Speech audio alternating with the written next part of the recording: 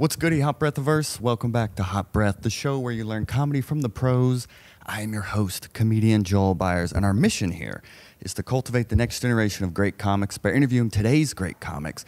And our guest today is a living success story of that DIY comedy hustle we talk about so much on this show.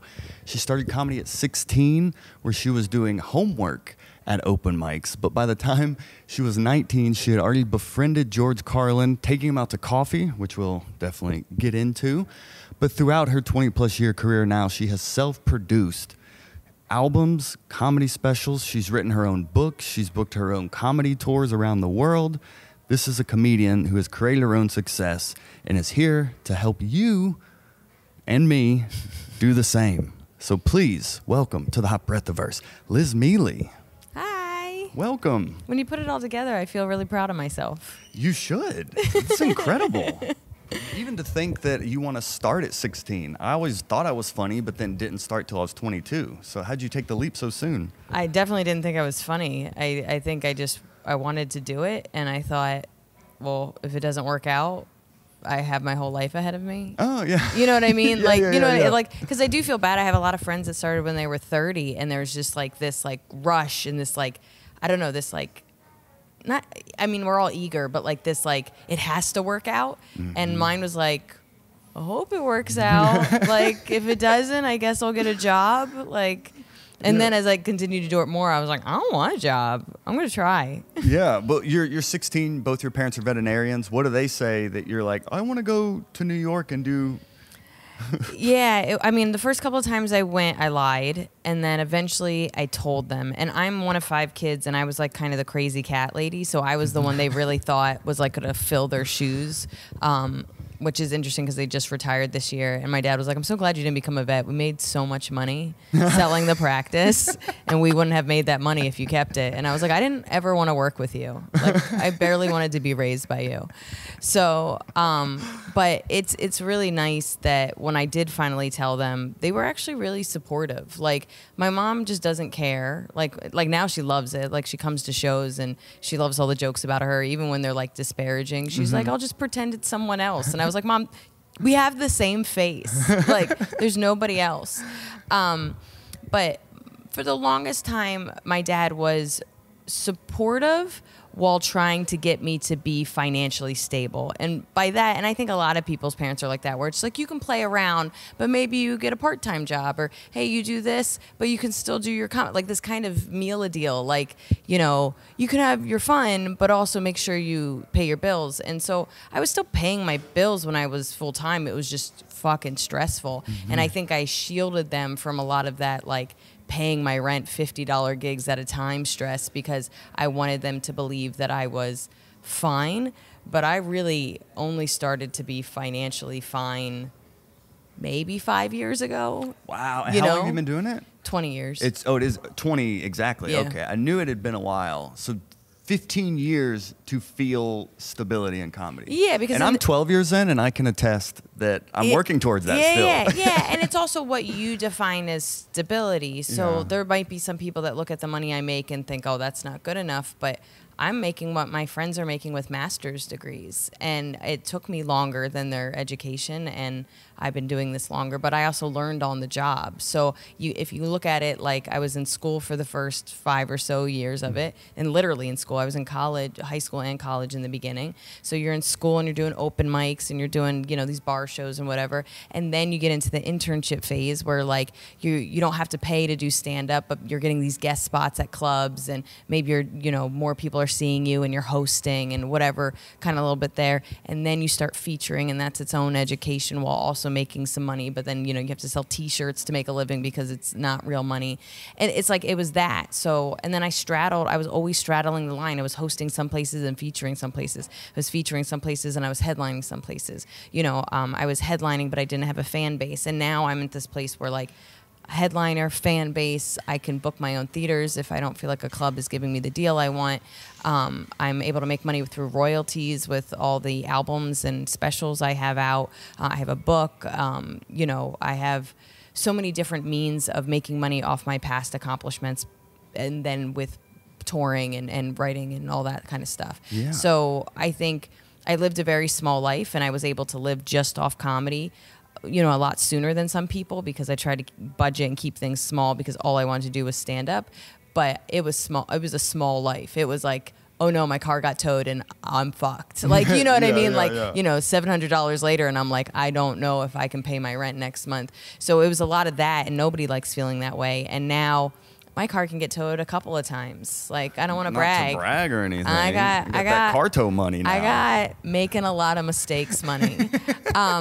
And that's where I feel comfortable, which is that I feel like I'm being paid for my value, both in the present value of what I'm giving you today, but also in the fact that I have 20 years behind me. And you get frustrated sometimes, or somebody gives you an offer and you're like, first of all, it took me a year to write this hour. So that's a year of work, not just an hour of my time. That's a year of work. Mm-hmm. Then it took 20 years for you to know who I am, want me specifically, and for me to be good enough that that hour is something that you want. I'm not accepting this money. And if this is outside of your budget, here are a bunch of people that would probably do it for less, but it's not going to be me. And that took a long time too. And I think I'm very fortunate because my parents both were veterinarians and they own their animal hospital. I have both a creative sense. I feel like I have tenacity because my parents kind of paved the way for themselves. But also, I like creative business. I like writing the emails. I like getting better at negotiating. I like making posters. I like finding out what fans are noticing and not noticing in my promotional stuff. Do I want to do that forever? Absolutely not. But I do take pride in every aspect of how my career has gone because I have been that hands-on and that do-it-yourself kind of person. And self-taught. I mean, like your video that went viral, you studied, or the first one that went viral, wasn't the feminist sex positions first one that went viral? Yeah. But like you self-taught like PR, and you like taught yourself social media. Like you really business. You read a lot of business books. So like this isn't just someone who's been writing and developing as a comedian, but you've really like self-taught the entire almost like ecosystem of what it takes to become a comedian now. Yeah, and I think it's what it always took to become a comedian, but now it has more resources, because before because the internet or like YouTube or, Instagram, TikTok, all those things weren't as prevalent, it was festivals. It was being on other people's show posters. It was just being a name, people knowing who you are. Like I remember so distinctly, I went on Facebook. It had just opened up. It was like a thing that only college kids were doing. And when I joined it, I think it was actually a year after college. So I was probably like 22 years old. Didn't really know what to do with it. So in the beginning, I would just post that I had shows. So I would be like, hey, I'm going to be at, this bar doing this show tonight. And hey, I'm going to be at this club doing this thing tonight. And I would just every day post where I was going to be. And then I would see people in the real world and they'd been like, you've been getting up a lot. But nothing had changed. I was always a hustler. I was always trying to do as many spots, and I would say yes to everything. It's just now people could visually see how much I was doing. And so there's a lot of this kind of FaceTime, like you should do FaceTime when you're at a bar, when you're around a club, whatever. I never really did FaceTime. I did performance time. I would ask people if I could be on their shows. I would write to people and say, can I be on your shows? I would, kind of figure out any way that I could be on somebody's show. But, the goal was to be on posters and to have people know my name. But I don't really drink. I wasn't a big drinker when I was younger, and now I don't drink at all. I have social anxiety. I still am struggling to like go to parties by myself. So this idea of sitting at a bar and waiting for the booker that everybody's hounding, and I don't have any value in this person's eyes, I was like, I'm not going to do that. I'm going to go out and get value. And so I found social media was a way of doing FaceTime without all the social anxiety. So I could say, hey, I'm going to be at this club. Hey, I'm working on this thing. Hey, this is a funny thing I did. And now I'm constantly in people's feeds, and it's an everyday FaceTime, as opposed to I'm at a bar and I'm like, I'm going to go. You're like waiting in line, and then it's your turn, and you're like, never mind. Yeah. And they're like, how are you doing? You're like, I'm doing stuff. I know it seems like I'm not busy. And then I don't know if you know, so Amy, she's one of the bookers at New York Comedy Club, and she's a friend of mine. I've known her forever. But she started doing this thing on her, I think it's her personal Instagram, maybe not the club's Instagram, where she's just kind of giving young comics tips, anything from like how to hold the mic to whatever.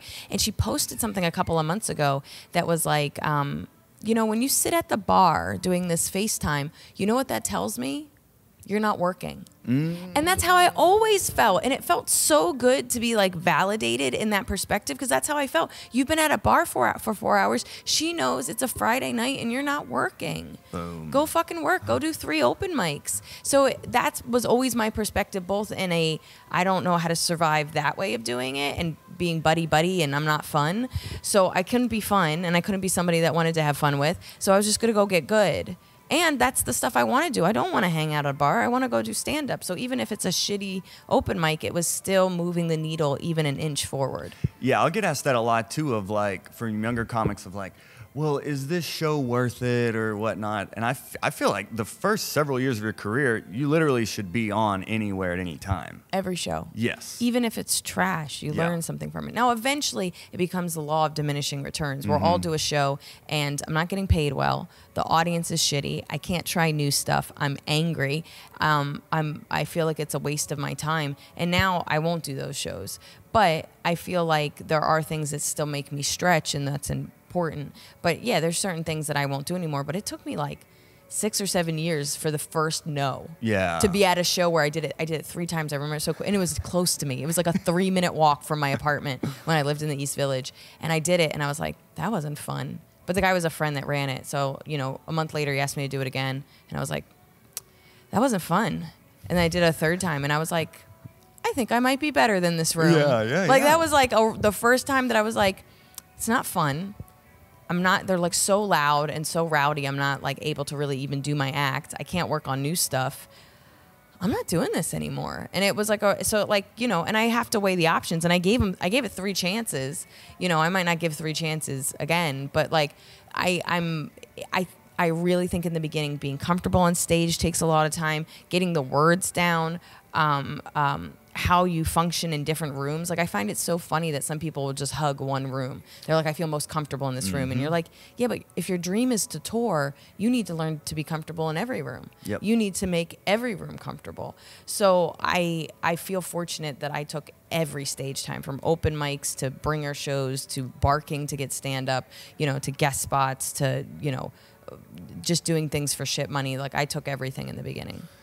Tell us a little bit of the reality of like the self-made hustle. It's cool to see now, like, that you have done all these amazing things. And I mean, that's been my journey 12 years. I've produced my own tours, my own comedy special, album, like this podcast we've been doing for 5 years. Like, so it's been a lot of self-made that people are like, oh, that's cool. But the reality is like, oh, self-made it's like all on self as well. And like, what are those highs and lows of that for you? It's exhausting. And I've in and out had managers throughout my career, but very boutique managers. I had like kind of a bigger manager a couple of years ago, and then she kind of left the business. And then I didn't get an agent until October of 2020. Wow. I started in 2002. It took 18 years. So I always kind of have this like smirk on my face whenever I hear a comic that's like, I'm trying to get an agent. And I'm like, good luck with that. If that is your goal, good luck with that. But it's going to hurt you if it doesn't come easy. Mm-hmm. It does come easy to some people. I wasn't one of them. And even when you have them, they only can do so much. Like one of the things that I felt very good about and felt very flattering is when my booking agent picks me up, and it was like, an acting agent, a lit agent, a booking agent, and then I have my manager now as well. But he was like, I like your hustle. He's like, I like that he's like, you can still book whatever you want to book, keep me in the loop. But, if the deal I'm getting you isn't what you want, let's figure out a better way. Even with my agents, and they do a great job, there's still a lot of things that I'm still doing myself because they're taking care of several comics. I'm the only person taking care of me. I have more time. I have more energy. I'm willing to have, spend money on stuff. So like I hired a PR for my special that's coming out. I'm the one that's, even with my PR, I'm still reaching out to all the connections I have for certain podcasts and stuff like that. Like I've never... I've relaxed a little bit in some sense, and I do have a team now, but I'm still 70% on and doing a lot of it myself. Wow. That's incredible. And I interviewed Tamara Goins, who is the head of comedy at Innovative Artists, and she said that you'll get a manager when you have something to manage. Yes. It's like young comics are like, well, I need someone to put me on or whatnot. But literally, like now, social media is really where all the leverage is now. But, the reason I got into social media is because I had a manager and he didn't leave the business. He took this different jump that he couldn't bring me with him. And he was gone. And then I couldn't get another manager. And I wasn't getting the work that I wanted to get. I wasn't getting on TV the way I felt I should. It was right after I had been on Live at Gotham on Comedy Central. And I had done a shit ton of auditions, but it didn't turn into anything. And I just felt alone. I just felt like, fuck, it's been 10 years and I just feel stuck and I hit a wall. And then I started to think, well, maybe I'll make social media my manager. If the point of a manager is for them to get your name out there and the point of social media, is to get your name out there, I'll just do that. And that's when I started reading every social media book. I read Gary Vaynerchuk's first book, which was called Crush It. I couldn't even tell you when it came out. So if it's 2022, I guess 2012, 2011, Jeez. It's this thin little book, and I read that book. I read Grouped, which is about how social media is just word of mouth. And so if you understand how friendship works and how old school word of mouth works, you'll understand how this new school word of mouth works. Because, before it was like, oh, have you seen that new Tom Cruise movie? And then it's like, oh, you went to the movies? What did you see? Oh, I saw the Tom Cruise movie. You know what I mean? It's the same thing. It's just quicker and spreads farther than your friend group and your family. So, Ryan Holiday had a book. I read everything. I read everything from like managers, like the biggest managers in the industry that like wrote about what they did in the music industry to, just social media books or whatever. And you don't do everything. You can't do everything. And a lot of the stuff was for corporations in the beginning. It wasn't even for artists. Like now stuff is more tailored to artists and comedians specifically. In the beginning, it was like, you're Colgate. This is how you get people to buy your brand. So now I have to be like, what would I do as Colgate that pertains to me and someone that has albums? So I had to like even translate what was already out there because it wasn't really made for artists. But, the highs are when it works out. You know what I mean? Like I took this PR class, I decided to self-produce this album, and I knew this closer, Feminist Sex Positions, always hit hard and was so powerful.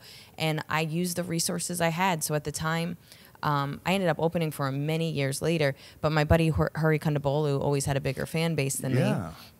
And so he loved that bit, and he told me flat out, and I was an early adopter of YouTube. Like, do I know exactly what I was doing with it? No, but I would put videos out, and I was always doing stuff with that because they were the first original like video content place, and that's, so I was already putting stuff out on YouTube. I already had maybe a couple thousand followers. And I remember her being like, when you put it out, let me know and I'll share it. So, and this is also when social media, they didn't have all their own video embedding. So when you put a YouTube link, it would make it a box, like, and you could watch it on it. Oh. So that was the other reason that this YouTube video went viral, is because you put it on Twitter and it showed the box, as opposed to now they won't let it come out because they want you to use their own video embedding. Same with Facebook. Yep. Same with all the others. So that's where concentrated views came from. But also it was because Hurry had a big fan base. He shared it.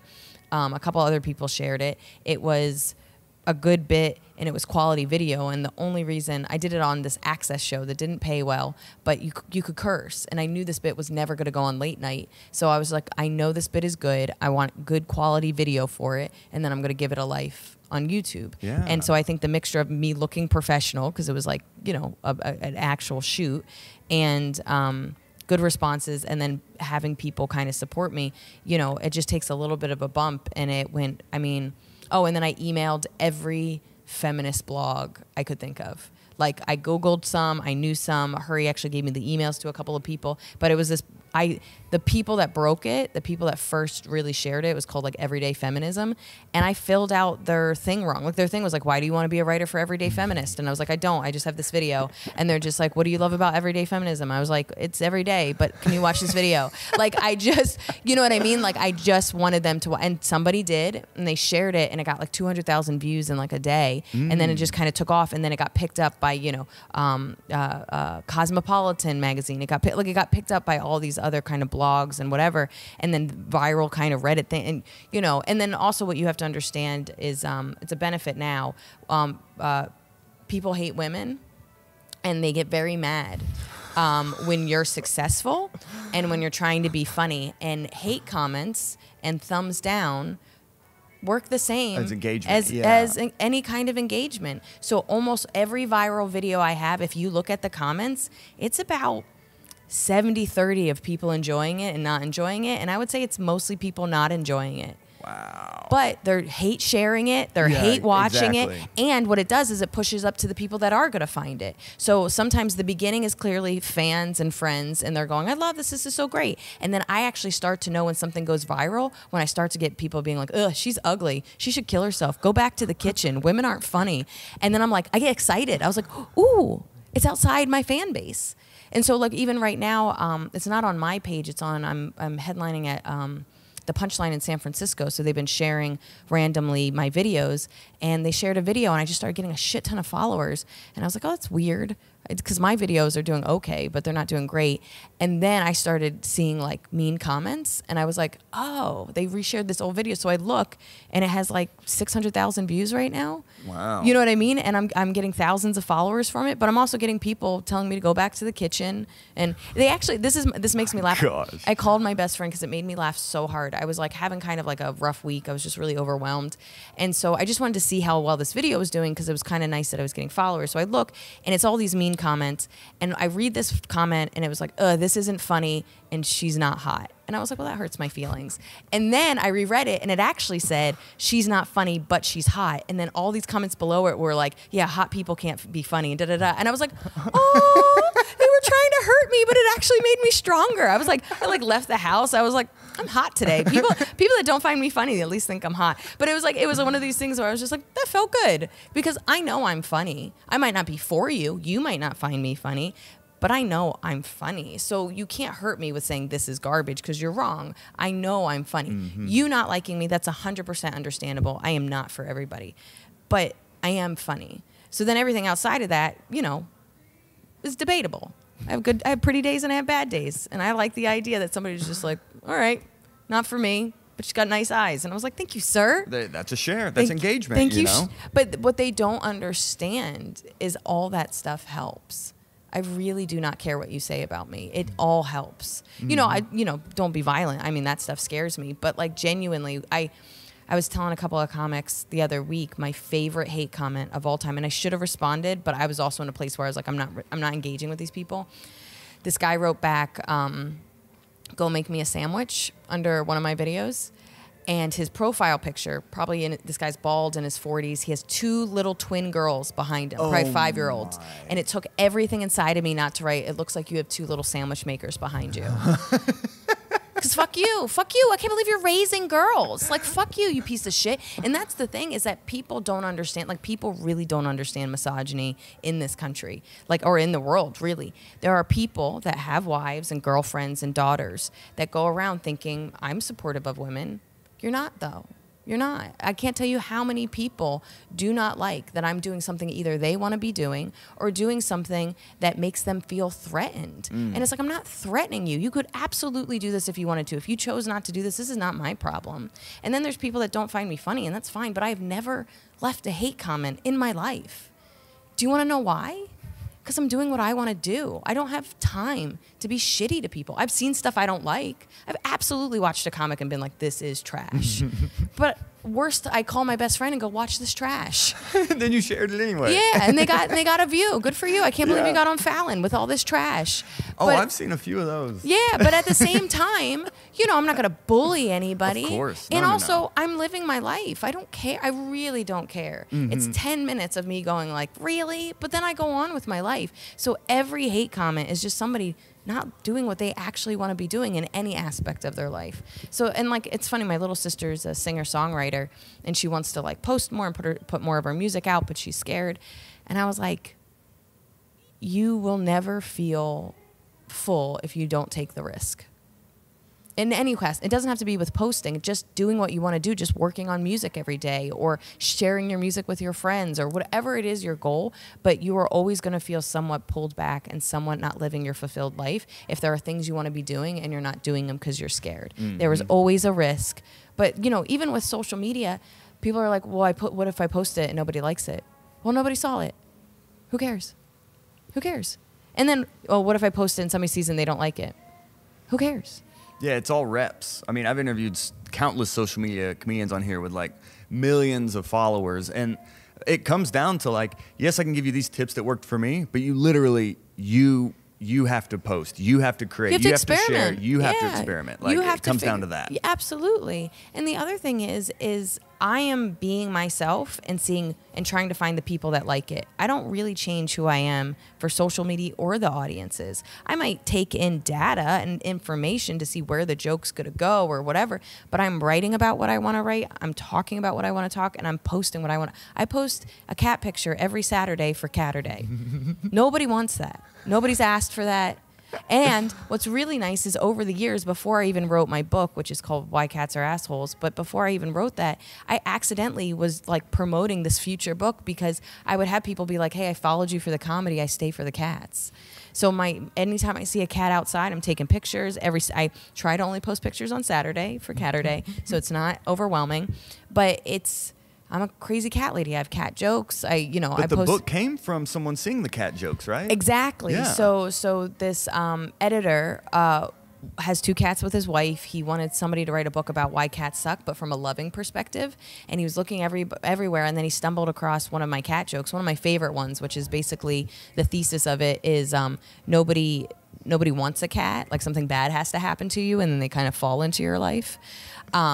So he found that joke. He really liked it. He brought me in for a meeting. I remember my manager at the time was just like, hey, do you want a meeting with this person? I was like, I've been waiting for this meeting. I've been waiting for somebody. This is the only thing I know anything about. So I had a meeting. I told him how I would write it. He was like, that's great. And then I didn't even have to go through a lit agent. It was awesome. And it's been such a great experience. And fans have been wonderful about it. Like I said, I accidentally have been doing promo. So when I said I came out with Cat Book, half my audience is like, of course you did.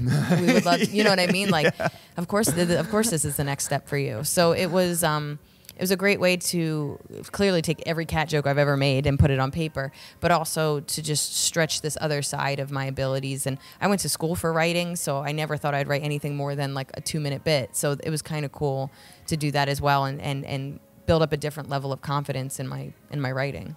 And your degree was in writing? Is that what you got a degree in? Yeah. Okay, yeah. I meant to ask about that. When you start at 16, but then you still go to college, I was like, oh, interesting. Usually, I would have dropped out if I knew sooner. Like, it was. I would have too. I mean, I think I went for my dad. He wanted me to go. I had a couple opportunities where things looked like if I get this, I'm going to drop out, but it didn't happen. But I'm like 50-50 glad I went. I made some great friends. I read some great books. I'm still friends with a couple of professors. I can see how some of the classes had an influence. Like, I took one of the mandatory classes was persuasive writing, and every joke of mine is persuasive writing. Like, you don't know me, you don't really understand my background and who I am, but I'm going to show you why I'm right. How do you do that? For me, it's about giving you need to give enough information that somebody understands your perspective while not overloading the information and boring them. And then also making the information interesting and funny. So like, I have a joke from my last special about, I took Xanax for the first time. Oh, if you don't know what Xanax is, it's anti-inflammatory for your, anti-inflammatory for your hopes and dreams or your thoughts and feelings. That's what it is. Anti-inflammatory for your thoughts and feelings. And to me, it stemmed because I wrote that joke when I was in England, and my agent in England was like, we don't label our drugs like you guys in the U.S., so we don't know what Xanax is, so you have to explain it to somebody. So if I'm going to have to take a moment to explain it, I'm going to try to make it as funny as possible. Gotcha. So then that's where having vet parents and knowing what an anti-inflammatory is, but then also knowing what Xanax does, which is it really does help you with anxiety and get you out of your thoughts and feelings. So it's like I was able to step back, make a definition, do a joke in the definition, and then go back into the joke. So almost everything I'm doing, if I'm telling you something that, the first joke, the first time I write the joke, it's verbatim what I'm thinking. So it's just like, guy cut me off in traffic, I hope he dies in a fire.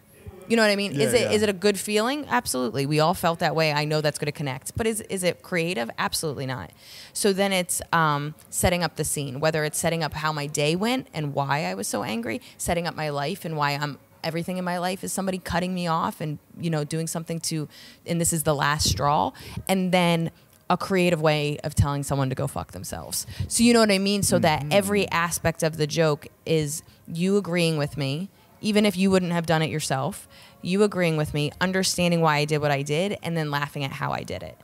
Oh, interesting. You almost put all your jokes through that like checklist now, I guess? Pretty much. Wow. So it's like what was it again? How you feel about it? What happened? So Sorry, Mike. No, it's okay. What kind of information you need to be on my side? Okay. So what, they see me, so I don't have to tell someone I'm a woman. I don't have to tell somebody that sometimes my age will get thrown in there, but sometimes a previous joke has already said it, so that has to be there. Sometimes being a New Yorker might need to be in that. So sometimes you're picking back on the information you've put up but let's pretend it's the first joke of the set.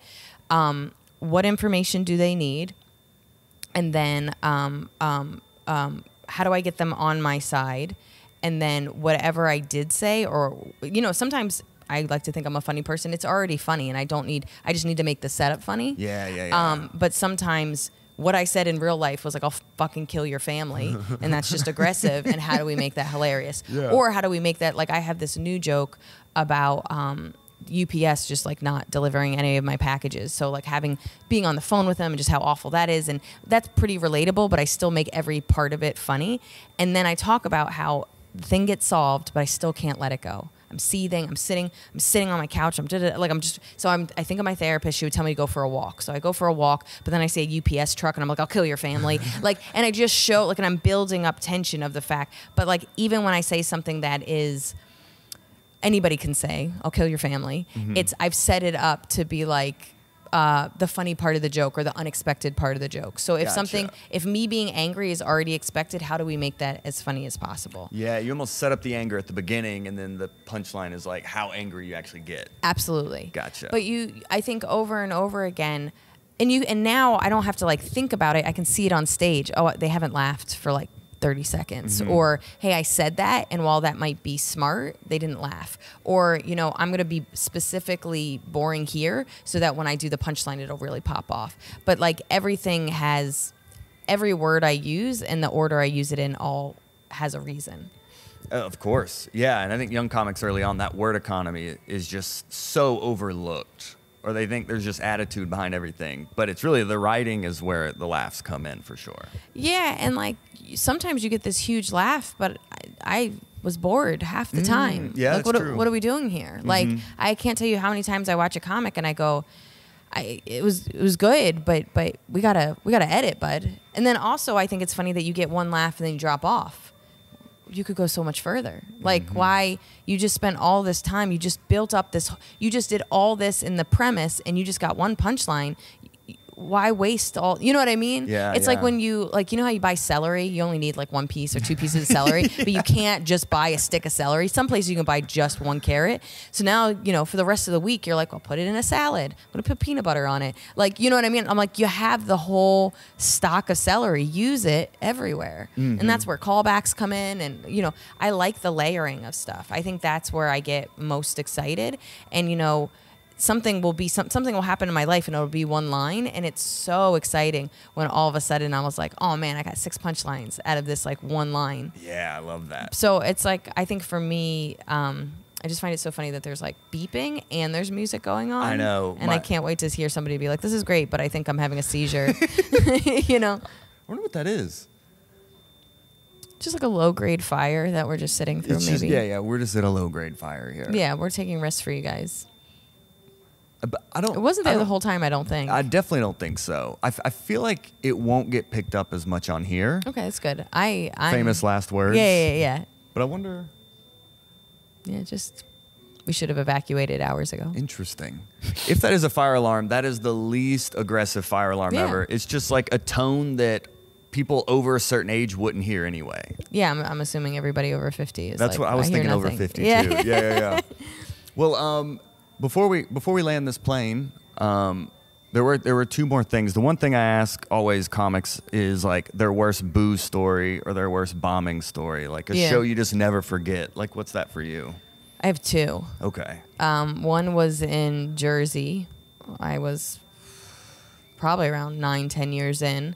I opened for my buddy Mark Theobald. It was a college, and he picked me up. I've bombed at colleges too. He picks me up. I just have to do 20 minutes. I get on stage, half attended, and I start talking. I was still very monotone at the time. So I start talking, and this guy goes, "You're ugly." And I go, "Okay." Trying to tell jokes. I don't think that's part of the process, but thank you. And he goes, "Your shoes are ugly." And I was like, "Hey man, I really like these shoes. Like that's a little too far for me." And then he was just like, "Your jacket's ugly." Like he just literally, and I was like, what the fuck is this? So next thing I know, and keep in mind, I'm like 3 minutes into my set, I rip this guy apart. Like I get my first laughs ripping this guy apart. I'm like, who the fuck are you? What the fuck is this college? Like, what are you gonna do when you grow up? When you have this personality and this is where you. So I'm like now killing for 5 minutes. I get them all on my side, but I now have like over 10 minutes left. So then I go back into my act and I just bomb for another 12 minutes because it's like, I'm just gonna roast a guy for the rest of it. Turns out the guy was like a TA. Like he was like, yeah, it was crazy. Bizarre. But it was like he was really, really mean. Like I'm not doing justice to how mean he was. And then I ripped him apart. It went well, and then I just bombed. So then I get off stage. Mark goes on stage. He's like, "You're all right?" I was like, "Yeah, I'm totally fine." So now I know I have like 45 minutes. And so I'm walking to the bathroom, and I was like, "Don't cry, don't cry, don't cry, don't cry, don't cry." Some girl was just like, "Hey, what are you looking for?" I was like, "Oh, I'm just looking for the bathroom." She's like, "Oh, it's over there." And I was like, "Cool." And I was like, "Don't cry, don't cry." And then I cried for like 20 minutes in the bathroom. And then I was like, "Okay, you have 20 minutes." And I'm like a snotter and I get blotchy. And I was like, "You have to." And then Mark drove me home. He's like, "How you doing?" I was like, I'm great. And then I said this to a friend once. I was just like, "Have you ever bombed so hard you got back together with an ex?"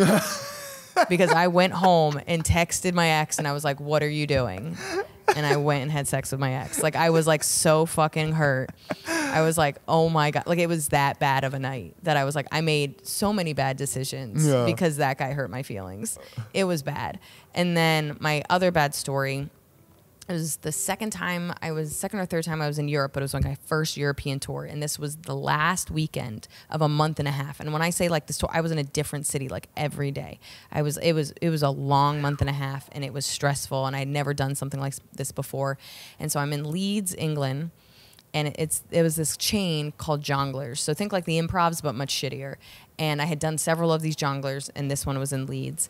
And it was a comedy club, and then it turned into a nightclub afterwards. Yes. Yeah. And so a lot of times people would get in early because it was like cheaper or whatever, so they'd try out the comedy night, but they were really there to like drink and fuck or whatever they do. So I'm again featuring. I get on stage. I'm not even joking. I was just like, "So I'm from New York," and they're like, "No, you're not." And I was like, I don't know if that's debatable because you don't know me. And he goes, "But you're here now." And I go, "But that's not where I'm from. That's where I'm physically am now." I was like, "Do you understand how dumb what you're saying is?" And I was like, "Also, like, could you let me talk?" So I'm like, I don't want to talk to this man. So then I start going into my act. He starts interrupting me again. And I was like, what are we doing here? What's your goal? What's your hopes? What's your dreams? Like, what are we doing? And so I go back and forth, but nobody's laughing. It's just me arguing with this drunk British guy. I do that for about 5 minutes, start doing my act again. He interrupts. People are rowdy. Nobody's listening. I think they lit me early. I think it was like the longest 15 minutes of my life. Then somebody else went. I didn't even watch them. I got all the junk food, I was just like, "England, what do you have to offer in your 24-hour grocery store?" And I got all the junk food. And what really sucked is I missed my brother's 21st birthday. Like everybody was like hanging out and getting drunk and like having fun. And I was bombing in Leeds. And I was like, I could be home with my brother, man. But it was like that every night. So that was the first night, and every night it was that kind of level. And now like people are like, I have a lot of British fans, and they'll be, "Come to Leeds," and I was like, never. Yeah. Like I was like, I just can't. Like I just don't know if I'll ever go back. It was really bad. We will lead you out. Lead you out. Yeah. Lead. Okay. Anyway, and the final thing, and thank you so much for your time in doing this. I have to ask about George Carlin because, which is so ironic because I did wear his shirt today, and that was not. It's incredible. Oh, and the beeping came back. Oh, good. Okay, good. I was worried. I was like, good, the beeping stopped. Yeah, we want consistency. Yeah, exactly. So the George Carlin situation. I mean, you emailed or mailed, like wrote to 40 different people in comedy when you started. You heard back from Judd Apatow and George Carlin. Yeah. I think Judd responded, like gave you some like keep going or whatnot. But Yeah. George, you like created like a relationship with, right? Yeah, so it's kind of crazy. So my dad told me to write a business letter. So some people I had emails. Judd, it was post Freaks and Geeks and around Undeclared times, but it was way before 40-Year-Old Virgin and How We Know Judd Now. So his email was still on his website. So I wrote him an email being like, I'm 15. I'm thinking about doing stand-up. Do you have any advice? And he was very nice. It was mostly like stay in school. I have a printed out version of it. So cool. But I found address for George. Now, I found out that it was he had an office. He would go to an office every day. So I found this address and I wrote it like a business letter. So it was my name, my address, my phone number, and my email. And then I wrote like, hey, I'm 15. I'm thinking about getting to stand up. I love your work. And if you have any advice, I'd really appreciate it. And he called. He called my family home. This is before I had a cell phone. He called my house. And he was like, hey, is Liz there? And I was like, yeah. He goes, it's George Carlin. And I just, this is how old I am. The phone is attached to the wall. I just slid down the wall. And I was like, and I'm one of 5 kids. It's very rare that I'm in a house by myself. But it was like a Saturday and like people had soccer and, my parents worked on the weekends. And so I'm like by myself. I was like folding laundry. And I was like, and there's a lot of mental illness in my family. My first thought was like, oh my God, this is my first psychotic break. It's so exciting. Like I was So like, exciting. You know what I mean? Like I was like, grandma was crazy. I can't wait to be crazy. But I was like, oh my God, oh my God, oh my God. And so he talked to me for 10 minutes and he's like, you can write to me anytime. I called my dad immediately, told him what happened. And this was actually really great advice. My dad told me to immediately write down everything he said so I didn't forget it. So I have a card from 2001 that's like George Carlin phone call, this is what he said. And it was nothing mind-blowing, but it was a legend telling me and with his own words. And so I wrote to him a couple of times. I was featured in the New Yorker when I was 19 and I mailed him the magazine and he called me up to be like, I read it, that's so cool. I didn't know what barking was because Oh wow. yeah, like and that was what the article was about. It was like these young comics handing out flyers in the city. And then when I was 9, and then he sent me a week after he called me. He sent me a signed headshot that said "Go do it" because I hadn't done stand up yet, and that's on my bookshelf and has always been like on my desk and stuff. And then he sent me and my girlfriends a couple of free tickets to see him in New Brunswick because I lived in Jersey. And then again, so I had a couple of phone calls with him, a couple of letters. And then I asked if we could get coffee because I saw he was touring nearby. And so I met in the lobby of his hotel. And the biggest thing at that time is I didn't understand how you made your jokes flow and how you went from bit to bit because I'd only been doing it a couple years. And he took out his laptop and he showed me his set list and how he would memorize things. And there's so many technical, influential things from that meeting, and he was just so generous with his time. And even in the letters, because I printed out all the like responses when I finally had his email and the letters, no question was ever dumb. He would be like, "Oh, I'm not sure, or things might have changed, but this is what I do." Like he was super thoughtful. And then after that meeting, he gave me his email, and so I would email him. And I think he called maybe 1 or 2 more times, but. I was on Comedy Central, my first TV credit. I was 22 years old, and I did this thing for Comedy Central. And I emailed him to be like, hey, I'm going to be on Comedy Central on Friday. He's like, I'm absolutely watching. And then he died 2 days later. Oh, man. Yeah, he was in the hospital. And it's interesting because I didn't know this. I went to an advanced screening of the HBO documentary that his daughter and Judd and Michael Bonafigilio put together. And it was supposed to kind of be like a routine thing. Like he had a bunch of heart attacks and stuff, but this was kind of like a routine. I'm going to the hospital for this thing. Even his wife at the time, didn't think anything of it. And he didn't know that he was going to die. You know what I mean? Like it wasn't like this rushed, because he had been rushed to the hospital a couple of times with heart issues. So, yeah, it took me, what I find fascinating is, so kind of addendum to this story is, my buddy Prakash, hilarious. You guys are done. I like all the things that have gone wrong with this. I love this. Yeah, just and the we chaos. met in a hotel lobby like you met George. Yeah, I mean, that's kind of cool. Yeah, I hope you feel influenced. I do. I'm not writing you any letters. But what's really interesting is, so my buddy Prakash, like early 2020, goes, hey, there was this article saying that Judd Apatow and... I like being in the dark. I was just going to turn this up. Yeah. Oh, hilarious. Yeah, that's still going to be dark. Yeah. It's fine. No, it doesn't matter. They know what my face No, looks we're like. doing it at a campfire. Yeah, yeah. Oh my God, I get s'mores. But he, my buddy Burkash was like, hey, Judd Apatow and Michael Bonifiglio, who both did the Gary Shandling documentary, which if you haven't seen is a 4-part documentary on HBO, is doing one on George Carlin. You should reach out to him. And I was like, well, I don't really know Judd. And so I work at the Cellar, and I was like, I want them to know how nice he was. Like, you know what I mean? Like, he was such a generous person. And there's a little bit of that in the Gary Shandling documentary where they talk about, like, George comes up and they talk about how nice he was. But I reached out to Esty, who's the booker at the Cellar, and I go, hey, this might be a big ask, but, and I basically told her the story because I don't think she knew it. And I go, hey, you know, I did this. I wrote to 2 people. I wrote to Judd and I wrote to George, and George got back to me. And I would love to just tell Judd that story and, like, send him some of, you know, these pictures and you know, letters and stuff, just so they have something, because they used letters a lot in Gary Shandling, and I really like the way they make stuff. And she was like, this is beautiful. I'm going to forward it to Judd.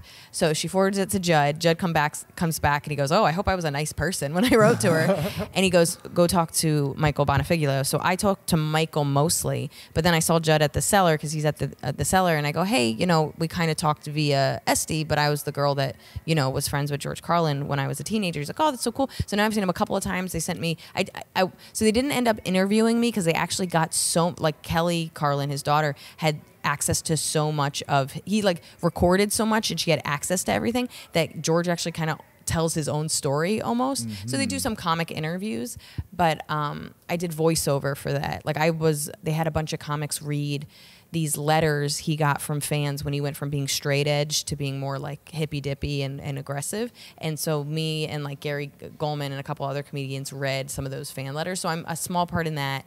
And then Netflix did this thing called The Hall, where they like had these greats like, you know, Joan Rivers and George Carlin and Richard Pryor and stuff, and they interviewed me for that. And so some of this story is in that as well.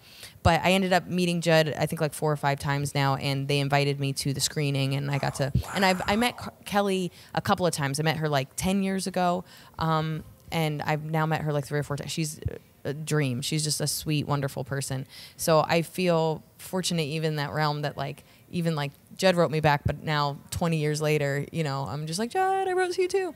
Oh and he was really sweet. And Michael, the other director, is wonderful. So I feel good that I can just, because I've always said this, clearly he's influenced so many people and what he talks about and so many comedians and just how incredible he is. And I highly recommend that HBO documentary. But the biggest influence was how kind he was to somebody that could never repay him, and somebody that was asking kind of dumb questions. You know what I mean? Like, I was a 16-year-old girl that was just like, I just want to do this, and how do you do it? And he's like, oh, this is what I did, and some other people do this, and I saw this website, and this might be helpful. Like, he was beyond generous. And even today, like, and what's crazy about it is he was in his 70s. He was a living legend. He was still pretty busy.